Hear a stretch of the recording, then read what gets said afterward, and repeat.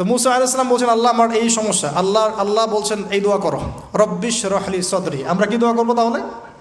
রব্বিশ রহলি সদরি, আল্লাহ আমার এই কলিজাটা বড় করে দাও। মানে আমার কলিজা বড় করো মানে কি?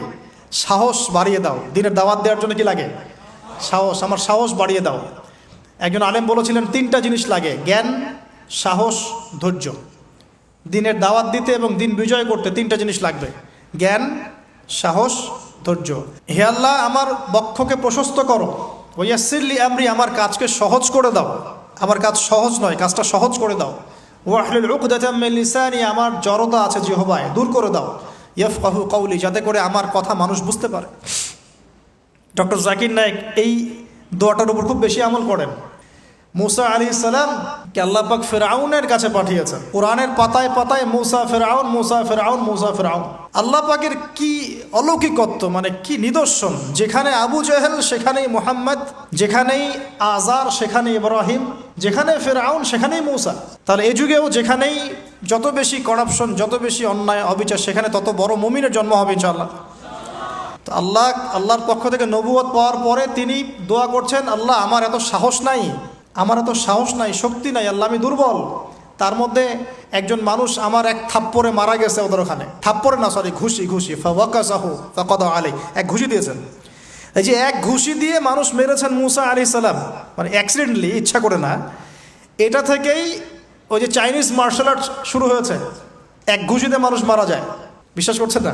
এই যে টেকনিক, এক ঘুষিতেও মানুষের মৃত্যু হতে পারে, এমন স্পট আছে মানুষের দেহে। এখান থেকে শিল্প গড়ে উঠেছে মার্শাল আর্টস। তো মুসা আলাইহিস সালাম বলছেন, আল্লাহ আমার এই সমস্যা, আল্লাহ বলছেন এই দোয়া করো, রব্বিশ রহলি সদরি। আমরা কি দোয়া করবো তাহলে? রব্বিশ রহলি সদরি, আল্লাহ আমার এই কলিজাটা বড় করে দাও। মানে আমার কলিজা বড় করো মানে কি? সাহস বাড়িয়ে দাও। দিনের দাওয়াত দেওয়ার জন্য কি লাগে? সাহস। আমার সাহস বাড়িয়ে দাও। একজন আলেম বলেছিলেন 3টা জিনিস লাগে, জ্ঞান, সাহস, ধৈর্য। দিনের দাওয়াত দিতে এবং দিন বিজয় করতে 3টা জিনিস লাগবে, জ্ঞান, সাহস, ধৈর্য। এবং সেই আলেম আপনাদের খুব পরিচিত একজন। হে আল্লাহ আমার বক্ষকে প্রশস্ত করো, ওয়াসসিরলি আমরি, আমার কাজকে সহজ করে দাও। আমার কাজ সহজ নয়, কাজটা সহজ করে দাও। ওয়াহলুল উকদাতাম মিন লিসানি, আমার জড়তা আছে জিহ্বায়, দূর করে দাও। ইয়াফকাহু কওলি, যাতে করে আমার কথা মানুষ বুঝতে পারে। ডক্টর জাকির নায়েক এই দোয়াটার উপর খুব বেশি আমল করেন। আপনারা কি দেখেছেন না লেকচারে? এই দোয়াটার ব্যাপক ফজিলত আছে। ইনশাআল্লাহ এই দোয়ার উপর যারা আমল করবে, আল্লাহ পাক তাকে প্রশস্ত সদর দিবেন, জ্ঞান দিবেন, সাহস দিবেন। ইনশাআল্লাহ দাওয়াতের ক্ষেত্রে সে মানে না জড়তা মুক্ত কথা বলতে পারবে ইনশাআল্লাহ। এই কাজগুলো আমাদের করা উচিত। সবচেয়ে বড় কথা, তিনি ফেরাউনকে দাওয়াত দিয়েছেন। তাহলে বুঝলাম দাওয়াতের কাজ আস্তে আস্তে আস্তে আস্তে ওই পর্যায় পর্যন্ত যেতে হবে কি না? তাহলে এখনকার বিশ্বে কি ফেরাউন নাই?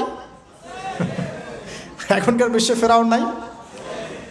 অল্প কিছু জায়গা বাদ দিয়ে ম্যাক্সিমামই তো ফেরাউন।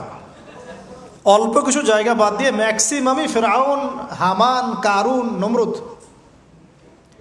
আর এই কথাটা বলার সৎসাহস থাকা উচিত। কোন দৃষ্টিকোণ থেকে বলা হচ্ছে? বিকজ আল্লাহ পাকের আইন আপনি মানছেন না, আল্লাহ পাকের কোরআন আপনি মানছেন না, নবীর সুন্নত মানছেন না। আপনার সাথে আমার কোনো কনফ্লিক্ট নাই, কিন্তু দাওয়াত তো শুনতে হবে। লা ইলাহা ইল্লাল্লাহর অর্থ কি? লা ইলাহা ইল্লাল্লাহ মানে লা মা'বুদান ইল্লাল্লাহ, আল্লাহ পাক ছাড়া কোনো হক মা'বুদ নাই। লা হুকমা ইল্লা লিল্লাহ, আল্লাহ পাকের হুকুম এটা ছাড়া লিগ্যাল কোনো হুকুম নাই, ইললিগ্যাল, বাকিটা ইললিগ্যাল। তো আমাদেরও দাওয়াত আস্তে আস্তে আস্তে আস্তে ওই পর্যায় পর্যন্ত যাওয়ার তৌফিক আল্লাহ পাক দান করুন। আমি এটা শিক্ষা সর্বশেষ শেষ করে দেই, লাস্ট সর্বশেষ। এই যে কোরআনের পাতায় পাতায় এরকম কিন্তু অনেক, প্রায় 25 জন মহামানব পাবেন আপনি। আমি অল্প কয়েকজনের কথা বলতে পেরেছি। এই কথাগুলো কাকে বলা হচ্ছে, এই শিক্ষাগুলো কাকে দেয়া হচ্ছে, এই মেসেজগুলো আল্লাহ পাক কাকে দিচ্ছেন, কাদেরকে দিচ্ছেন? উত্তর, নবী সাল্লাল্লাহু আলাইহি ওয়াসাল্লামকে, তার সাহাবীদেরকে, তার পুরো উম্মাহকে। তাই তো?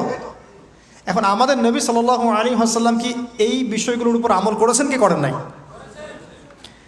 দেখেন, 23 বছরের জীবন, প্রথম 3 বছর গোপনে গোপনে দাওয়াত দিয়েছেন।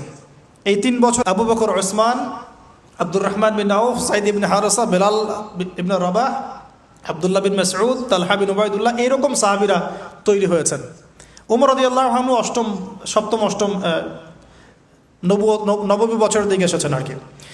যাই হোক, প্রথম 3 বছর তিনি গোপনে দাওয়াত দিয়েছেন, পরবর্তী বছরগুলোতে তিনি প্রকাশ্যে দাওয়াত দেওয়া শুরু করেছেন। যখনই প্রকাশ্যে দাওয়াত দিয়েছেন, সমাজের মানুষ তাকে নির্মমভাবে অত্যাচার করেছে। তাকে সারা জীবনে 15টা গালি খেতে হয়েছে, তাকে 16 বার হত্যা করার চেষ্টা করা হয়েছে। এক পর্যায়ে সাহাবীদেরকে নির্যাতন সহ্য করতে করতে আবিসিনিয়ায়, হাবাসায় হিজরত করতে হয়েছে।